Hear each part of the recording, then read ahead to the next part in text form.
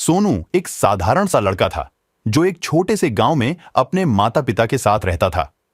उसका सपना था कि वह एक दिन दुनिया के सबसे ऊंचे पहाड़ों को चढ़कर उनकी अनदेखी करे। लेकिन उसकी किस्मत का खेल था कि उसके पिताजी की सारी बचत उनकी बीमारी के इलाज में खर्च हो चुकी थी। अब वह अपने सपने को साकार करने की सोच भी नहीं सकता था। एक दिन सोनू ने अपने गांव के पुराने वृद्ध बाबूजी से अपनी इच्छा के बारे में बात की।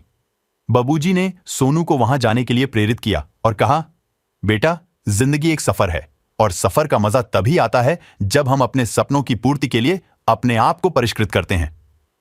उसी दिन सोनू ने अपना सारा संवेदनशील धनिक सम किया और गांव के अद्वितीय पहाड़ों की ओर अपना प्रस्थान शुरू किया।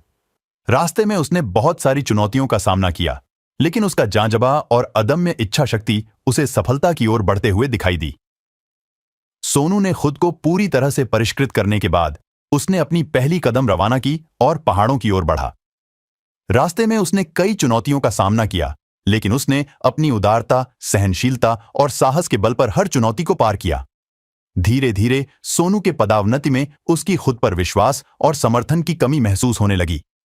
वह अपने माता पिता की याद आई जिन्होंने उसे इस साहसिक यात्रा के लिए प्रेरित किया था।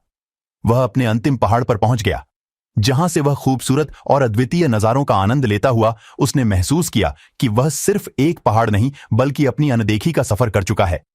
उसने समझा कि जीवन में हमेशा समाप्तियां नहीं होती, बल्कि हर समाप्ति के बाद एक नया आरंभ होता है।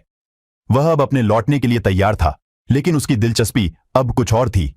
उसका सपना अब नए सपनों की ओर मुख्य मार्ग कर रहा था और वह जानता था कि उसकी साहसिक कहानी सिर्फ एक पहाड़ नहीं बल्कि उसकी जिंदगी की एक महत्वपूर्ण धारा थी।